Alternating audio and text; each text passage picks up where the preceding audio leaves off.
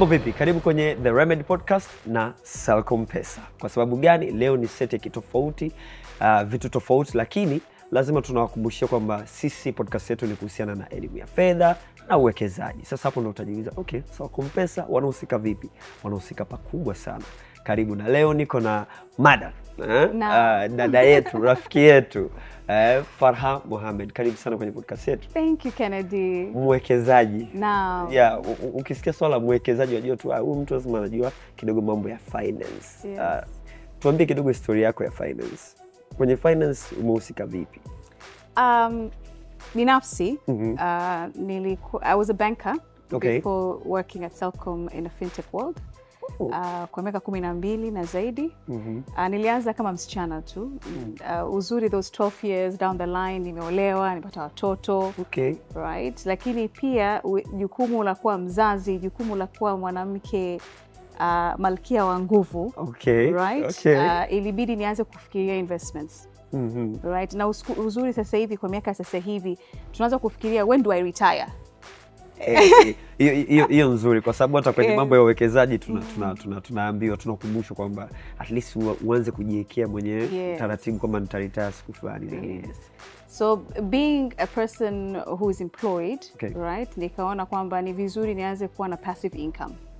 Right? Na hiyo passive income ilikuwa bibili nitafute something ambayo naweza nikaendelea kufanya kazi zangu being an employee, lakini pia passive income ambayo nikilala nikiamka pesa zinaingia. Yes. Nice. Right? So of course nikakaa na mwenzangu, my partner, nikasema tunafanyaje? Tukaanza kufikiria real estate was one of the biggest thing that came into mind. Kwa muda huo sasa. Kwa muda huo. Sasa tunafanyaje tuweze kujenga apartments, and it was a big dream. By then I didn't have that money. I think uthubutu kuanza kufikiria. Kusema okay, nina wazo hili, nitaanza vipi? Right? So for me, I'm a big believer of being a planner. Lazima uanze kuplan. Usiwe na hofu sana kuanza kufikiria sina au nitaanza kufanya vipi. Obviously, the thought is what counts first. Alafu action ikaanza kufanyika. Tukajikusanya kwa miaka 2-3 tukapata pesa kununua kiwanja. Kununua kiwanja, the next thing akasema okay, I need money to start building. Kutengeneza sasa hizo. Right? Na kama ni mzoefu wa building, kwa sasa hivi ni mzoefu, nikaanza kutafuta BOQ, bill of quantity. All right. So cement ni shingapi, hapa ni shingapi, na sikufanya peke yangu. And I think people are afraid to start asking. Right? So what I did is nikaenda kwa watu ambao tayari wameshajenga. Nikasema nikitaka kufanya hivi, nikitaka kufanya hivi, nikitaka kufanya hivi, nikawa napata ideas from different people. And I'll go back to the story kusema investment yangu jana ilikuwa vipi. Ni kwamba long story short, nilikuwa na uthubutu wa kufikiria kitu gani nilikuwa nataka kufanya. Nikaanza kufanya, nika-investigate vipi nitaweza kufika huko ninapotaka kufika. Lakini pia nikajua kwamba sina fedha kuifanyia kazi ile dream nilikuwa nataka. Right? So the first thing I did, nikaenda benki. Jamani, na hii project nataka niifanye. Yes. Na nikapewa ABCs hapa na pale. Lakini kama mazingira yetu ya Kitanzania, banks do not provide you loans to start from scratch. So inabidi uwe na kitu kwanza. Then ndo unaenda kwa unaambia jamani, sasa mimi project yangu hii hapa nataka ifanye hivi. Haswa. So nikarudi tena onto the table, nikasema okay, so where do I start? Nianze kujichanga, nifike sehemu fulani, nirudi bank. And that's what I did. Nikafika sehemu ambao they can start extending loan ili nimalizie ile kazi. Right? Na uzuri ukipata mortgage ambao ni mikopo ya kujenga, right? Unapewa hizo hapa. Right? Na lakini ujenzi haufanyi hivyo. Yaani ujenzi sio kama ukipewa pesa kubwa unaanza kuifanyia. Kuna stages. So what I did, the extra money that I had, nikaingiza UTT. Wow. Yes. Na kwa nini nimeingiza UTT? Kwa sababu ile pesa ningeweka tu kwenye my current account kwenye benki, isingenipatisha faida. Right? So unakumbuka mwanzo nilikwambia hivi, I wanted my money to work for me. When I sleep, ninaona pesa yangu imeongezeka. Right? So I had a dream of having a real estate. Na nilijua kwamba nitapata kuwa na mali ambayo inaweza kunipatia rent as my passive income. Lakini pia ile pesa niliyopata kwenye mortgage sio kama unaitumia kwa yote. Hata ukipata mkopo wa biashara mdogo, right? Sio kama pesa yote unaingiza. Je, ile pesa extra unaifanyia nini? So nikawa niingiza UTT, every day napata compound interest. So nikiamka nilikuwa na stress tu. Unaangalia naingia kwenye app yangu ya UTT na tizama. Niko vizuri. Niko vizuri, right? So like that's that. how my journey was. And obviously with my investment journey, part of my journey kwenye employment nilikuwa head of SME. So nilikuwa napata fursa ya kuzungumza na wajasiriamali wengi sana. Wadogo, wakati, wakubwa, na uthubutu wao ni kuanza kufikiria. Kwa ukianza ukiwa na thinking kwamba mimi nataka kufanya kitu fulani hata kama huna pesa, huo ni ushindi tosha. Yes, if it doesn't scare you, it's not big enough. Okay. So unatizama nini kinakutisha. Usiogope magari. No, hatuongelee hayo, tunaongelea kinachokutisha, ndoto yako ni kitu gani. So umesikia story ya Madam Farha kidogo kwamba alianza na wazo lake, ndoto yake of course ni kubwa. Kapambania kaenda mpaka benki, lakini benki wakampa unajua michakato inavyokuwa, uwezo ukapewa pesa straight kutokea chini tu, lazima at least umeanza somewhere. Sasa Na yani unaambiwa isaidie ili usaidiwe. Kwa hivyo ni vitu kama hivyo. Mimi nimependa kusikia the way ambavyo umefanya baada ya kupata ile pesa kidogo ukaweka kwenye ujenzi, nyingine ukawa umeiweka kwenye UTT. Naendelea kukua. Naam. Yeah. Na umesema, kama nimekusikia vizuri, umesema ulikawe na partner wako. Naam. Sababu anasema mara nyingi partner wako lazima muwe mna share. Yani muwe kwenye pace moja. Mkisema sasa hivi tunataka kwenda kwenye kuwekeza, inabidi wote muwe mnawekeza. Mtaka kwenda kwenye biashara, wote mnaenda kwenye biashara. Kwa hiyo support ilikuwa kubwa sana. Support ilikuwa kubwa, my ecosystem ilikuwa kubwa pia. Nilikuwa na marafiki ambao waliweza kunisaidia kimawazo. Right? So, and I don't want to discourage mtu aliyokuwa hana partner. Right? Unaweza ukafanya mwenyewe. Unaweza ukafanya, ni uthubutu tu wa kuanza na kuwa nafikiria. Na sio tu ujenzi, chochote. Right? On my journey before kujenga nilikuwa na biashara zangu ndogo ndogo hapa na pale. Nilienda Sido, nilienda VETA. Nilienda sehemu nyingi. Sido, okay. Sido, VETA, uko na kiwanda mpaka sasa hivi mambo ya VETA. Nilikuwa nataka kuwa na kiwanda. Ndoto yangu kidogo ilishia katikati. Lakini I've learned quite a lot. I don't regret that journey. Nilikuwa nafanya mafuta ya nywele, mafuta ya ngozi, nikataka kuanza kiwanda cha sabuni. Najua kwamba binadamu lazima, amna binadamu Tanzania anaamka asubuhi hajakoga. So nikasema sabuni ni kitu ambacho watu wengi wanakitumia. So hapo nianze kupambania. Nikaenda Sido nikaanza kujifunza how to make a soap, how to do analysis, scientifically how to get TBS, barcodes na kila kitu. So ni uthubutu wa kuanza na kuweza kumalizia kitu. Babu yangu siku zote anasema ukitaka kujua wapi mawazo yanaishia ni makaburini. That's depth. Kwa sababu watu wengi tunafikiria lakini hatuna uthubutu wa kuanza. Right, tunakufa na ndoto zetu, tunakufa na mawazo yetu. So I think I want to encourage young leaders that are looking at us right now. Kuwa na uthubutu wa kuwa na mawazo makubwa kuliko wao wanavyofikiria na kuanza kuyafanyia kazi. Kwenye maisha mimi nimejifunza, tunajifunza kupitia maisha ya watu. Yeah, it's like unaangalia kama movie, unaona kama alifanya hivi na mimi labda nijaribu in real life kama inawezekana hivi. Kwa hivyo mimi ambacho nimejifunza hapo ni uthubutu. Uthubutu ni mkubwa sana. Umeshaanzisha biashara ya kutengeneza lotion na nini, utakuwa na kiwanda ukaishia katikati, lakini baadaye ukafikia okay, labda ningie kwenye uwekezaji, nikiwa nimelala pesa zinaingia. How do I do that? Na wewe kama unataka kuingiza pesa ukiwa umelala, lazima uanze kufikiria unataka kufanya kitu gani. Waga hivi vitu havitokei overnight. No, it doesn't. Safari fulani sio nyepesi. Sio nyepesi. Na najua kwenye ujenzi so far kuna ndugu zangu wawili watatu washai kufanya. Nimeona the way ambavyo walikuwa wanapigwa hasara. Sasa nikawa nawaza okay, umechukua hela umeenda kuweka UTT, sawa ina compound huko unajenga. Okay, unaibiwa cement unafanya nini?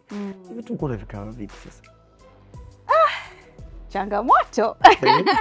Hamna biashara au hamna wekezaji ambao hauna changamoto.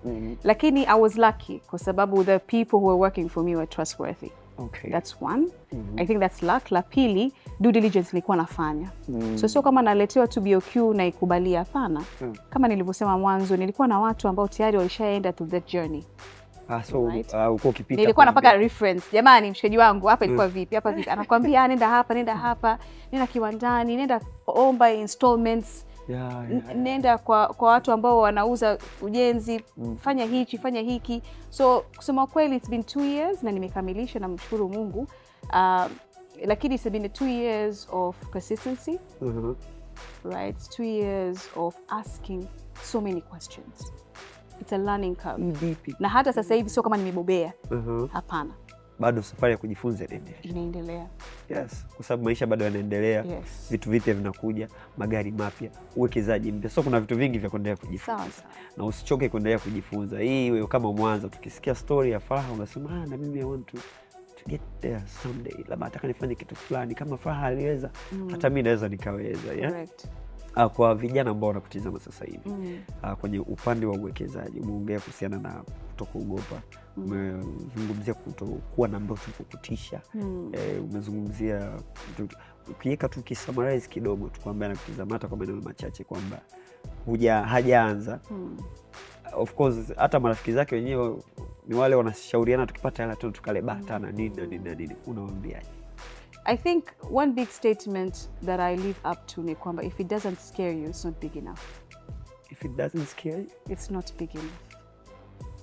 There you have it. Kama haikutishi, it's not worth your time. I make sense, achana nayo. Kwa hiyo ndio kutishika na vitu vingine ambavyo vina make sense vikusaidie. So Farha kutokea kwenye upande wa benki akasogea ujasiriamali, mambo mengi ukadondokea Selcom. Na unafanya nini Selcom Pesa? Utueleze, utukaribishe ndani ya Selcom Pesa, tujue Selcom Pesa inahusika na vitu gani? Fantastic. So mimi hapa Selcom ni head of products. Okay. Right. Selcom has been in the market for over 20 years. Na sasa hivi part of Selcom as a group, we also own Selcom Microfinance Bank. Right. Okay. Selcom Microfinance Bank has been in the market for over 10 years. Na tumebobea kuwasaidia wajasiriamali SMEs in terms of their journey of success. Right. Na hapo kwenye Selcom Microfinance Bank tuna product inaitwa Selcom Pesa. Selcom Pesa. Yes. Okay. Yes. Okay. Na Selcom Pesa, kama Selcom Pesa, nadhani watu wengi, maswali mengi, tumeenda live around January on the 11th. Sure. Na maswali mengi ambayo yanajitokeza kwa mara nyingi ni kwamba Selcom Pesa ni line, lazima niwe na line ili uwe na Selcom Pesa. Faida zake ni nini? Na ningependa sana kuchanganua. Yes, kwa sababu inakaa kama mtandao wa simu hivi. Tunataka sana line zetu tunapata wapi? Makes a lot of sense. Yaani uko na namba ya simu ya mtandao wowote. Ukiingia kwenye App Store au Play Store una download Selcom Pesa. Okay. Na inachukua maximum 5 minutes. Between 3 to 5 minutes umefungua account yako ya Selcom Pesa. Just like that. Just like that. Na sisi tumebobea kusema tunathubutu wa Tanzania kuwa more digital in their financial journey. Na uzuri wa Selcom Pesa tunathubutu kukuambia kwamba tuna makato madogo kuliko mtandao wowote wa simu au benki yoyote Tanzania. Kwa zaidi ya 60% mpaka 70%. Tunasema hivyo kwa kitu gani? Kennedy, najua wewe pia ni Selcom Pesa user. Of course. Na mimi naweza nikawa shuhuda mzuri kwa ambaye atizama sasa hivi kwa sababu unajua kiukweli. Naam. Mimi nimeingia kama mwekezaji. Naam. Mimi kama mwekezaji. Kwa hivyo huwa pale ambapo natumia pesa yangu napenda pesa ninavyoitoa hapa at least makato yawe madogo basi. Kama vipi nikishindwa kabisa ni bana tutapishana barabarani nitakugela yako kuliko kutuma kwa sababu unajua makato ni mengi. Kwa hivyo solution ya Selcom Pesa mimi imefanya maisha yangu yamekuwa mepesi sana. If you ask me, Selcom Pesa imekuwa lifestyle kwangu. Fantastic. Na hiyo ndoto kubwa tulikuwa tunayo. Na ukiingia kwenye Selcom Pesa, ukitizama charges zetu, fees zetu. Right? Sijui kama umegundua hicho. Mkeka wetu mmoja. Mkeka mmoja wa makato inafanya miamala 3. Muamala wa lipa, muamala wa kupeleka mtandao wote wa simu, muamala wa kupeleka benki ni charges hizo.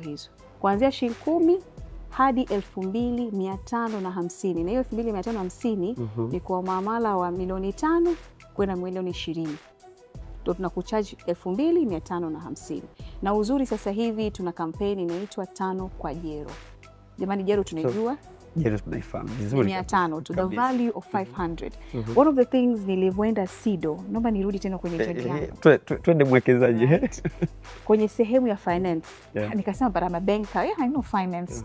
Do I skip this class? Lakini nikasema hapana. Unajua sio heshima kubwa hadi kuanza kutoka kwenye classes unaingia na kutoka. You're right. So nikakaa na I loved what the teacher said pale. Akasema kwamba ukitaka kudeposit 10,000 at the bank teller, Okay. lakini ukawa na 9,950, je, ataweza kudepositia 10,000? So kuna thamani ya kila pesa, hata shilingi 10. Leo ukiniambia hivi nipe nidepositie 10,000, lakini kama haiko 10,000 kamili, short of 10 shillings, it is not 10,000. You're right. Yani from then on nikaona value of a shilling.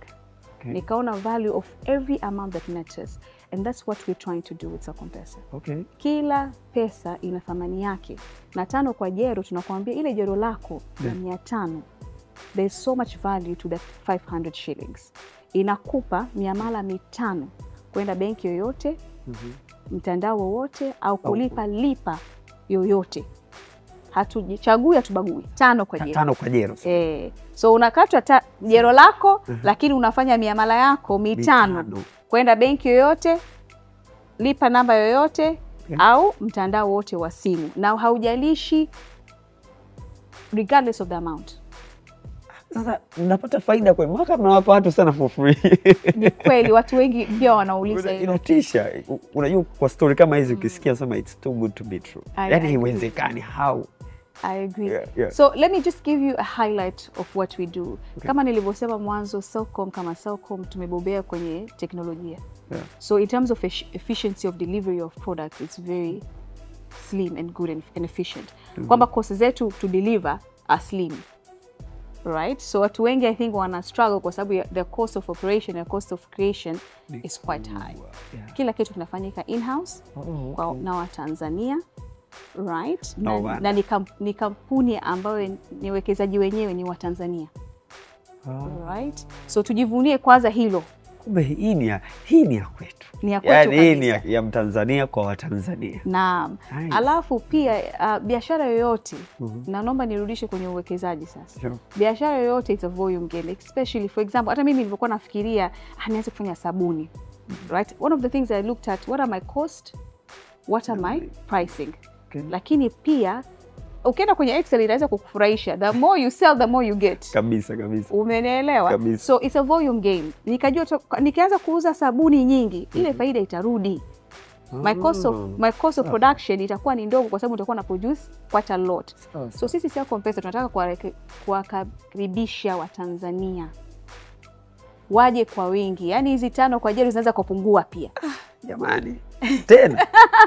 Tena inapungua tena zaidi hapo. Inaweza ikapungua, ni wao tu kuweza kutuaccept sisi hapa na kuwa na sisi kuanzia sasa hivi mpaka to the rest of this journey. So that means okay, hapa tumezungumzia kwa mtu anafanya miamala nini. Yes.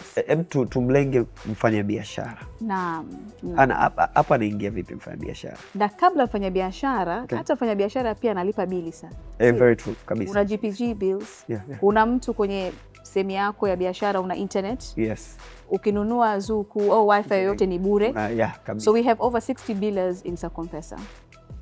Leo ukitaka kununua airtime, ukitaka kununua sijui internet subscription, TV subscription, ukitaka kufanya GPG payments, zote zinapatikana SelcomPesa. Right? Na uzuri, a lot of things are free, na kama ni they are charged, they are much cheaper than any other. Kabisa. Hicho ndo ambacho nimejifunza. That's why mwanzo nikatania akasema hivi tunapata faida kweli, lakini kwa sababu kila kitu mnakuwa mnafanya wenyewe na nini, na experience of course matters. Na service watu wengi sana. Kwenye hii industry nimekuja kugundua baada ya kwa natumia SelcomPesa ndo nikamwambia hivi kumbe ni dude likubwa hivi kama nyamaza hivi amsemi. It's a big giant, you know, that has woken up. Sasa hapo ndo pakutisha. Sawa. Okay, kwa upande wa wafanya biashara ndio kuna vitu vingi vya kunufaika kupitia SelcomPesa. Nimesema yeye akiwa analipa bills na nini. Sasa tunaona pia kuna issues kama wakala hivi. Unafika sehemu tunakwambia kunalipa namba yangu hapo nani wewe lipia tu kwa hapo hivi. Iko upande wa SelcomPesa tunayo. Na nomba kabla sijaingia kwenye Selcom Lipa, within SelcomPesa ukifungua tu SelcomPesa automatically unapata virtual card. Najua sasa hivi kuna mwamko mkubwa sana wa kuuse social media kutangaza biashara. Very true. Right? Na ukitaka kufanya social media iwe a place of working, lazima ufanye pia sponsorships. Yeah. Ili upate kuwa na wingi wa watu kuona posts zako. Right? Na kwenye virtual card, na ili kuweza kuiboost ile sponsorship, lazima uweke kadi pale. Kabisa. Hiyo virtual card inapatikana kwenye Selcom-Pesa. Automatically ukifungua tu account ya Selcom-Pesa, unaweka card number, unaweka CVV ile na expiry date. Inapatikana kwenye my account. Ukifungua tu Selcom-Pesa kwenye my account, automatically unaiona na unaweza ukafanyia miamala yako ya social media au kununua vitu nje ya nchi. Mambo ya online anaogopa kuweka hadi hiyo stoka didia. Kwenye ujenzi wangu, kwenye uwekezaji wangu, nilinunua vitu from China, from Dubai. Nikatumia Silent Ocean kuleta mzigo wangu. Okay. Right? So ili nipate kupunguza yale maumivu ya investment yangu. Right? Ala nilivyokuwa nafanya biashara yangu ya kufanya mafuta and so on and so forth. Nilikuwa nanunua vitu Kenya. Okay. Right? Nilikuwa nanunua vitu Kenya, vinaletwa hapa, kuna vingine nanunua Tanzania, and that's how I used to operate my businesses. Right? Na uzuri sasa hivi Selcom-Pesa kama ulivyosema, kwa mfanya biashara, kama you have an engagement with mtu kwenye Kenya, unanunua mizigo chochote, with Selcom-Pesa unafanya hapo kwa hapo. Okay, sisi vijana mara nyingi tuna tendency ya kuambiana vitu vizuri. Bwana, mimi na hii hapo kwa nimeipata na sasa kitu fulani, mimi na hii kitu. Yaani hivyo, hizo ni tendency za vijana. Kwa upande wa Selcom-Pesa. So mimi nikimwambia mshikaji wangu na nini, napata jero ndugu yangu. Napata chochote kitu. Muhimu. Okay. Amna kitu cha bure jamani. How is that? Yes, sasa mimi leo na Selcom-Pesa kwa mfano. Na Selcom-Pesa naitumia, nitakwambia mshikaji wangu Kennedy the Remedy, kwa na Selcom-Pesa makato madogo kuliko kwa 60% mpaka 70 na 5 kwa jero. Unafungua account ulipo, uko na dina namba na namba yako ya simu within 3 minutes. Yani nikaku motivate. Right? Ukasema mshikaji wangu wacha nijaribu. Ndio. Sio? Uka download the app, ukaingiza namba yako ya simu, NIDA. Itaenda kwenye flow ya pili ambayo itakwambia scan your fingerprints. Najua watu wengi, naomba nitumie yako sasa. Watu wengi wanaweka vidole vao hapa. Juu ya screen. Hapana. Tunahitaji vidole vako viwe chini ya simu yako. Huna haja kupeleka vidole vako juu na chini. Itakupa instruction. Itakwambia get closer kwa sababu utataka kuona fingerprints zako. Na unajua scientifically your fingerprints ya mkono huu na mkono huu ni tofauti. They differ, kabisa. Right? So ukisema left hand inabidi uscan left hand. Okay. Prefer right hand lazima uscan right hand. Right? So utascan, itakwambia get closer, stop, pause. Ukisha pause hapo itascan your fingerprints. Ikisha kuscan fingerprints zako, itaenda kwenye NIDA. It will take up maximum 2 minutes, lakini mara nyingi within a minute majibu yanarudi. Itaonyesha picha yako na details zako from NIDA, you say proceed. After you proceed, itakwambia ninaomba facial recognition. Naomba simu yako. Hapo kwenye facial recognition unafanya? Kwenye facial recognition itakwambia go left. Naomba nenda left. Usiseme hivi. Unajua kuna watu ile wanatizama wanaibia. Right? Go left. Nione shavu lako na sikio lako. Okay. Right? Itakwambia go right, I'll do the same thing. Itakwambia go back, smile. Blink your eyes. Najua wanaume wengi wanapata tabu kwenye blinking of eyes. Pale nilipokuambia papasua macho. Yaani wanafanya hivi. Papasua macho. Just blink. Ukisha blink. Sasa simekaa kinani sana. We just need to know kwamba there's a human behind the screen. Okay. Right? Uta blink tu hivi umeshafungua account kwa sababu stage ya mwisho ni pale ambapo unaweka address yako, source of funds. Na unaweka nani amekurefer. If you don't have to fill nani alikurefer, lakini kama mtu amekurefer unaweka namba yake ya simu ili naye apate jero lake. Of course. Right? Nikiweka mimi hapa nilofungua account 5,000 kwenda mbele tu instantly yule mtu alokurefer anapata jero lake. Sasa mimi nikiwa na mashikaji wangu wengine 5, 10 kwa siku watu 10 tu wakaweka namba yangu ya simu. Si nimekula kwa sababu nipate 5,000 hapo. Umeshaishi sana tu. Yes. The power of jero is real. Kiukweli. Yes. Selcom-Pesa umejua kurudisha jero. Sisi tuna msemo ndani tunasema Selcom-Pesa inatosha. Selcom-Pesa inatosha. Na unasubiri nini? Inabidi uangalie. Sisi tukizungumzia mambo ya uwekezaji na nini, of course inabidi uangalie thamani ya pesa yako inaenda wapi. Wanakuambia maisha ama ukipata pesa alafu usipokuwa na knowledge ya wapi wa kuipeleka pesa yako, utaishia kuanda where is your money going. Absolutely. Yeah, kwa hivyo inabidi ujitahidi upate elimu ya pesa. Umepata kidogo story ya dada Faha hapa anapokuambia yeye ambavyo aliingia kwenye uwekezaji mpaka aingia kwenye real estate na nini. Hata wewe unaisikiliza usiogope, yeah? Mimi ambacho nimejifunza ni kutokuogopa. Nilitamani kuwa pilot before, lakini leo narusha maneno, kwa hiyo at least narusha vitu, narusha na miamala kupitia Selcom-Pesa. Kwa hiyo at least, yeah, somewhere we are heading somewhere. Kwa ambaye anataka kuulizia something kuhusiana na Selcom-Pesa, labda na maulizio ambayo pengine hawezi kunicheki mimi, naingia wapi? Anaweza kaandikia DM au anafanya? Anaweza kufollow our social media handles. Tunajulikana kama Selcom-Pesa, Instagram, Facebook, X, LinkedIn, kote tulipo. Lakini pia our website, kuna a lot of information on our website, www.selcompesa.app. Chini kabisa kuna sehemu ambayo unaweza kuweka mawazo yako au maswali yako, and we will get it and respond to you promptly. Okay. Yes. And very soon nitakuja na kampeni yangu ya kukaribisha kwa Selcom-Pesa. Nipate jero. Wewe ukiwa na washikaji zako pia unaweza kufanya the same, na kama una maulizio yoyote madam alivyosema, unaweza kaingia pale kwenye website ama ukaingia kwenye page ya Instagram @Selcom-Pesa. Yeah, ingia pale uulizie chochote utasaidiwa. Kwa wewe mfanya biashara, is the way to go. Kwa wewe kijana ambaye unatafuta financial freedom, unajua nafika sehemu tumekuzwa. Niliambiwa na mzee wangu mmoja, ananiambia mimi wow, miaka yangu hii na nini, nimestaafu lakini nilitamani ningestaafu before umri wa kustaafu. Absolutely. Nikamwambia what do you mean? Akaniambia natamani ningestaafu nikiwa na miaka 40. Wanavyosema life begins at 40. Natamani sana ningekuwa kusafiri na kuambia na nini. Kwa hivyo unaweza kujiweka sawa sasa hivi, ukatengeneza footprint yako ya financial ikakaa vizuri. Mambo ya pesa sio unakuwa na wasiwasi, sio unatuma unakatwa sana. Of course tayari tunao Selcom ambao watakusaidia hata utakapo retire mapema, sio ile miaka 60 na huko. Unaweza ukasafiri na bado ukaendelea kufanya mara kwa so Selcom inatosha. Na kabisa Yeah. kabisa. Na nadhani Kennedy, katika kitu ambacho nimemiss while I was talking to you, ni kwamba wengi wanasema sasa kama natoka nje ya nchi, how do I make transactions? Yes. Tuna kadi. We do provide a debit card. Right? Your debit card yako iko available at any of our branches or experience center. Okay. Right? Kama uko sehemu fulani unataka kujua wapi unaweza ukaenda kupata kadi yako, unaweza kutuandikia tu DM ukasema hey, I'm at this place, where's your experience center, where's your branch? Tunaweza tukakufahamisha na ukaenda. Kwa Dar es Salaam, Dar es Salaam experience center zipo Masaki, iko Jamhuri. Tunafungua nyingine 3 end of this month. Pia mwe karibu na social media zetu kukuambieni wapi tunaingiza our experience center tunawekeza.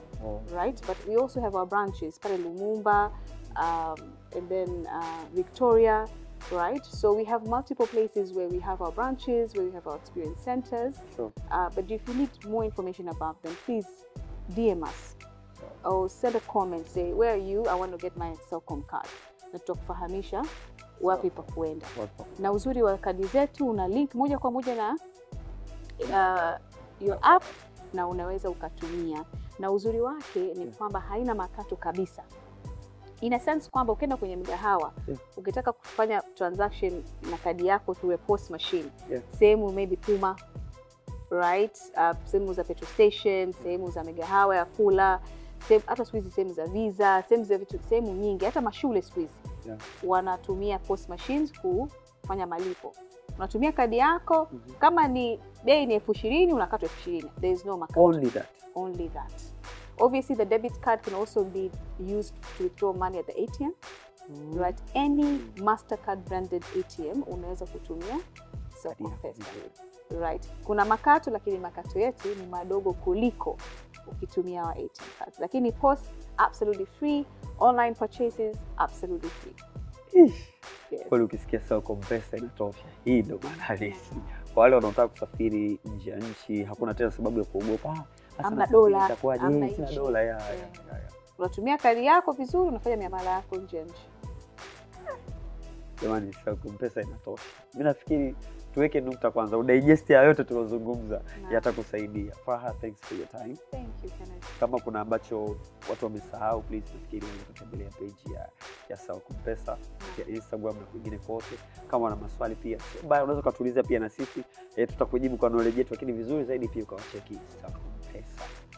Thank you so much. Asante sana. Aya, asanteni, endelea kututizama, bado tuna vitu vingi vya ku-unpack na wewe kupitia The Remedy.